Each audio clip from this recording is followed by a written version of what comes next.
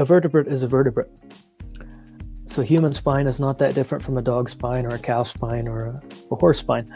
The anatomy is a little different. As far as the shapes, you have to learn that the line of drives are a little different. So there's some adjustment in technique, but the principles are exactly the same. Principles being, this is a creature with a spine and a nervous system. If the spine is in some way out of whack and impinging on the function of the nervous system, the creature cannot express life fully.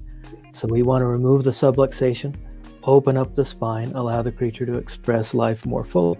And then it doesn't really matter whether you walk on 2 legs or 4 legs.